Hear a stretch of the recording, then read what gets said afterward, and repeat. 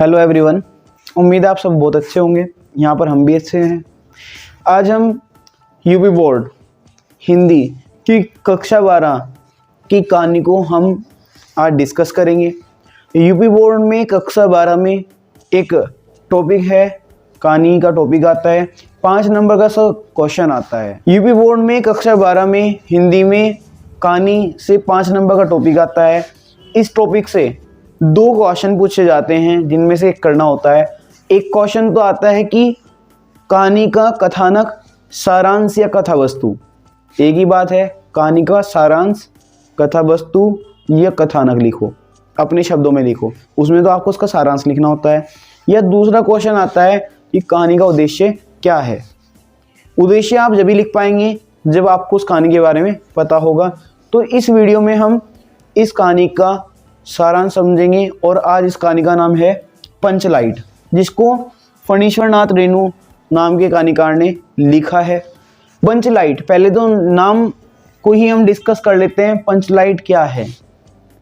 देखिएगा, आप सभी ने पुराने समय में लालटेन का नाम सुना होगा। लालटेन आप सभी ने देखी भी होगी। बस एक तरह से ये समझ लीजिएगा, लालटेन का अपग्रेडेड वर्जन ही आपका क्या है, पंचलाइट है। लालटेन की तरह से होता है, जलता है, वह क्या होता है, पंचलाइट कहलाता है। अब पंचलाइट तो हमें पता लग गया है क्या है। अब हम कहानी को डिस्कस करते हैं। कहानी के अंदर एक एक चीज़ को मैं इस वीडियो के अंदर डिस्कस करना चाहूँगा, ताकि आपको एक क्रिस्टल क्लियर हो कि कहानी में है क्या। आपको इसके लिए बुक पढ़ने की ज़रूरत नहीं है, आप इस वीडियो को स्टार्टिंग टू एंड देख लीजिएगा, आपको ये कहानी पूरी समझ में आ जाएगी। देखिएगा, एक गांव है, गांव का नाम इसमें दिया नहीं है। गांव में जैसे आप समझते हैं कि गांव में क्या होता है कि कुछ ग्रुप्स होते हैं, कुछ समूह होते हैं, बने होते हैं, जिनको टोली कह देते हैं। क्या कह देते हैं? टोली कह देते हैं। तो इसमें महतो की टोली है। महतो की टोली, ये ब्राह्मणों की टोली है, कई जगह बामनों की टोली भी लिखा है। इसमें होता क्या है, 15 दिन का जो दंड और जुर्माना, इसको इकट्ठा किया हुआ था इन्होंने। और इसके बाद गांव में रामनवमी का मेला भरा हुआ था। तो रामनवमी के मेले में सभी लोग जाते हैं और वहाँ से जब देखते हैं, एक पंचलाइट खरीद लिया जाता है। पंचलाइट खरीदने के बाद एक इन्होंने पंचलाइट खरीदा है। जब इन्होंने पंचलाइट खरीद लिया है, 10 रुपये बच जाते हैं। उन 10 रुपये का उन्होंने पूजा सामग्री खरीद ली, ताकि पंचलाइट को जलाने से पहले भली प्रकार से ईश्वर का ध्यान और भजन और कीर्तन किया जा सके। सारे गांव वाले बहुत ज़्यादा उत्सुक हो जाते हैं और सभी बहुत प्रसन्न थे कि गांव में पंचलाइट जलाया जाएगा, क्योंकि जितनी बाकी की और टोली थी उन सब के पास अपनी अपनी पंचलाइट थी। महतों की टोली के पास, बामनों वाली टोली के पास या ब्राह्मणों की टोली के पास कोई पंचलाइट नहीं था। प्रसन्नता के साथ पंचलाइट का गांव में आगमन हो जाता है, उसको लेकर आया जाता है। जो गांव के छड़ीदार हैं वो उसको सर पे रखकर, पंचलाइट को सिर पे रखकर लेकर आते हैं। पीछे पीछे लोग चलते हैं और काफ़ी भीड़ भड़ाके के साथ पंचलाइट को एक जगह पर स्थापित कर दिया जाता है। छड़ीदार की जिम्मेदारी लगा दी जाती है कि तुम्हें इसका ध्यान रखना है। वह ध्यान रखते हैं, वह लोगों को कहते हैं कि इससे दूर रहना है, इसके पास नहीं लगना है, इसको ठेस ना लग जाए, इसको गिर ना जाए ये। तो उनको बड़ा डर है इस चीज़ का। और इसी समय क्या होता है, पूरे गांव की महिलाएं आकर इकट्ठे हो जाती हैं और उसी गांव की एक महिला, जिनका नाम है गुलरी काकी, ये भी गोसाई के गीत गाने लगती है। ये भी खुश होकर गोसाई के गीत गाने लगती है। बच्चे इकट्ठे हो जाते हैं। सभी बच्चे जो हैं बहुत अफरा तफरी करते हैं और आकर खेलते हैं। और पूरे गांव में रौनक हो चुकी है कि अब पंचलाइट जलाया जाने वाला है। फिर क्या होता है कि सब इकट्ठे हो गए हैं, सब एक दूसरे को देख रहे हैं कि पंचलाइट जलने वाला है, पंचलाइट जलने वाला है। सभी जो है इस चीज़ के लिए उत्सुक हैं और लोग क्या है, पंचलाइट को पंचलाइट कहकर बुला रहे हैं। गांव की भाषा में पंचलाइट को पंचलाइट बुला रहे हैं कि पंचलाइट जलने वाला है, पंचलाइट जलने वाला है। चारों ओर क्या है, बहुत ज़्यादा हाउल्ला है। फिर क्या होता है, सब कुछ सही चल रहा था, तभी प्रश्न उठता है कि पंचलाइट को जलाया जाए तो कौन जलाएगा। सब एक दूसरे की ओर देखने लगते हैं, परंतु कोई भी वहाँ पर ऐसा व्यक्ति नहीं मिलता जो पंचलाइट को जला सके। अब सबको बड़ा अजीब लगता है, पंचों के मुंह उतर जाते हैं, सब लोग परेशान हो जाते हैं कि अब क्या होगा। अगर पंचलाइट जलाया ना गया तो बड़ी बेइज्जती की बात होगी। फिर कुछ लोग सूचना देते हैं कि जो राजपूतों की टोली है, जो राजपूतों की टोली है उसके लोग हमारा मजाक उड़ा रहे हैं। वो लोग कह रहे हैं कि पंचलाइट के सामने थोड़ी देर उठक बैठक लगाओ, थोड़ी देर उठो और बैठो, पंचलाइट खुद जल जाएगा। वो इस तरीके से मजाक उड़ाते हैं। तब पंच निर्णय लेते हैं कि यदि पंचलाइट जलाया जाएगा तो हमारी टोली का ही व्यक्ति कोई जलाएगा, नहीं तो किसी बाहर के व्यक्ति की कोई सहायता नहीं ली जाएगी। लेकिन फिर प्रश्न उठता है कि पंचलाइट जलाएगा तो कौन जलाएगा, क्योंकि वहाँ पर कोई पंचलाइट जलाना नहीं जानता। अब इसी कहानी में एक कैरेक्टर और हैं, गुलरी काकी की बेटी है, गुलरी काकी की बेटी है जिसका नाम है मुनरी। मुनरी के मन में बात है, वह कुछ कहना चाहती है फिर चुप हो जाती है, कहना चाहती है फिर चुप हो जाती है। मन में बात क्या आती है, उसके मन में बात ये आती है कि केवल पूरे की पूरे गांव में इनकी टोली में एक ही व्यक्ति है जो पंचलाइट जला सकता है। वह व्यक्ति कौन है? उस व्यक्ति का नाम है गोधन। परंतु समस्या ये है कि गोधन से मुनरी प्रेम करती है, और जब ये प्रेम करती है और गोधन इसको देखकर गाने गाता था, गाने भी कौन सा? सलम सलम नाम का गाना। सलम सलम नाम के गाने को वह गाता था, उसको देखकर गुनगुनाता था, और यह गाना सलीमा का गीत था। गोधन मुनरी को देखकर सलम सलम गाना गाता था जो सलीमा का गीत था, और यह शिकायत इसकी माँ, मुनरी की माँ गुलरी काकी पंचों से कर देती है, और पंच इस पर जुर्माना लगाते 10 रुपये का। परंतु गोवर्धन 10 रुपये का जुर्माना देने में सक्षम नहीं होता, वह मना कर देता है। इसी वजह से इसका होका पानी बंद कर दिया जाता है, उसका होका गिरा दिया जाता है, अर्थात उसको जाति से हटा दिया जाता है, निकाल दिया जाता है। अब गोवर्धन किसी दूसरे गांव में जाकर रह रहा है। अब मुनरी जानती है भली प्रकार से कि गोधन ही इस पंचलाइट को जला सकता है, परंतु वह बात स्वयं इस बात पंचों तक नहीं पहुंचा सकती है।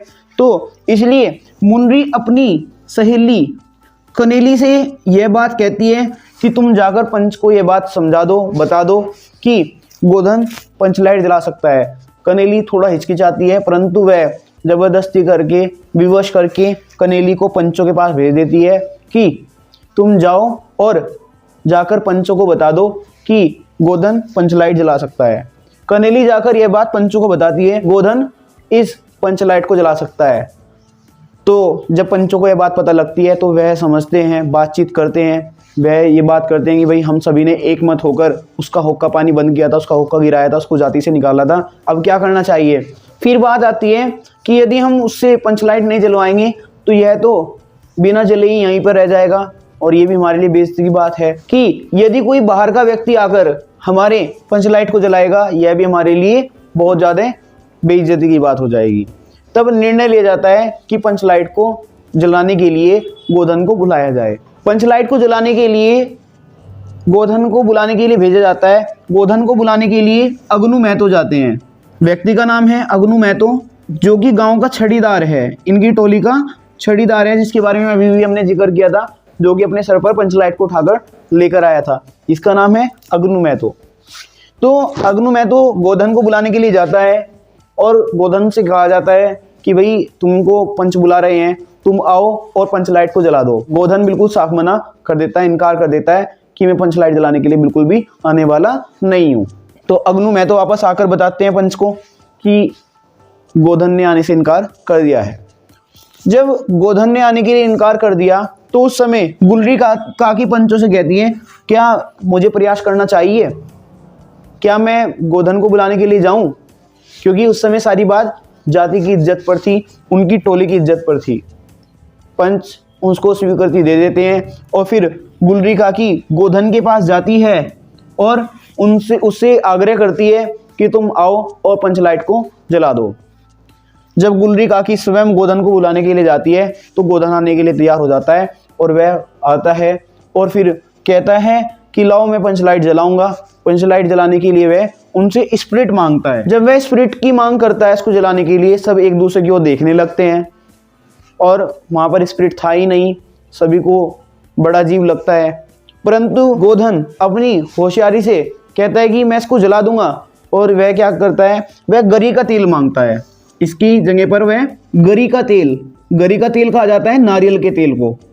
वह गरी का तेल अर्थात नारियल का तेल मांगता है, और नारियल का तेल से ही वह जुगाड़ करके उस पंचलाइट को जला देता है। जैसे ही पंच लाइट जलता है सभी महावीर स्वामी की जय बोलने लगते हैं, सभी खुश हो जाते हैं, सभी प्रसन्न हो जाते हैं और फिर गोधन और मुनरी एक दूसरे को बड़े प्रेम भाव से देखते हैं, आंखों ही आंखों से बात करने लगते हैं। और फिर गुलरी काकी भी गोधन को बोलती है कि आज रात भोजन तुम मेरे घर पर करना, उसको भोजन पर वह आमंत्रित कर लेती है। और गांव के पंच भी गोधन को कहते हैं कि तुम्हारे साथ खून हम माफ़ करते हैं, जाओ तुम खूब सलम सलम गाना गाओ, सलीमा का गीत तुम खूब गाओ।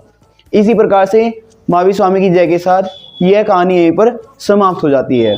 तो स्टूडेंट्स, आज हमने डिस्कस कर लिया है इस कहानी को, पंचलाइट कहानी को। इससे पहले हमने बहादुर कहानी को बहुत अच्छे से डिस्कस किया हुआ है। अगर आपने अभी तक वो वीडियो नहीं देखा है, उस वीडियो को भी आप जाकर देखें एक बार। और मैं आपसे कहना चाहता हूँ, ये 5 नंबर आपके बिल्कुल फ्री के मिलने वाले हैं। इसके लिए आपको कुछ नहीं करना है, इस वीडियो को स्टार्टिंग टू एंड देखना है। आप इस कहानी को अपने शब्दों में बड़े आराम से लिख सकते हैं, इस चीज़ की मैं गारंटी लेता हूँ। आपको बस कुछ नहीं करना है, बहुत ध्यान से इस वीडियो को देखना और समझना, सुनना है। अगर आप इसको देख रहे हैं, एक बार समझ रहे हैं, कल आपका एग्जाम है, तो वीडियो डेफिनेटली आपके लिए हेल्पफुल रहने वाला है। आपका एग्जाम कल नहीं है, कुछ समय बाद है। आज एक बार इस वीडियो को आज देखिएगा, एक बार एग्जाम से पहले देख लेना, और ये क्वेश्चन आपको पूरे में से पूरे नंबर देकर जाने वाला है। करना कुछ नहीं है, कैरेक्टर्स के नाम आपको सही लिखने हैं और जो बात आपको बताइए उसको उसी तरीके से लिखना है। कैरेक्टर्स के नाम लिखते हुए बिल्कुल गलती नहीं करनी है। और यही कारण है मैंने जो हाइलाइट्स हैं उनको यहाँ पर लिख दिया है, ताकि वो आप लंबे टाइम तक उसको याद कर सकें। और आपको अगर अच्छा लगे तो आप इसका स्क्रीनशॉट ले सकते हैं, ताकि आप इस कहानी को बहुत लंबे समय तक याद रख सकें। मैंने अपनी तरफ से बहुत अच्छी कोशिश की है कि आपको बहुत अच्छे तरीके से समझा सकूं, और उम्मीद है कि आपको बहुत अच्छे समझ आ भी गई होगी। और डेफिनेटली आपको इस वीडियो का बेनिफिट जरूर मिला होगा। अगर आपको वास्तव में कोई बेनिफिट हुआ है तो आप हमें कमेंट बॉक्स में ज़रूर बताएं कि आपको इस वीडियो में कुछ समझ में आया कि नहीं आया, और नेक्स्ट वीडियो आपको किस टॉपिक पर चाहिए है। इन सभी शुभकामनाओं के साथ कि आप अच्छे नंबर बोर्ड एग्जाम में लेके आएँ, आपके होम एग्जाम में अच्छे नंबर आए, आपके प्री बोर्ड्स में अच्छे नंबर आए। इसके साथ ही मैं आपसे विदा लेता हूँ। Thank you guys, bye bye.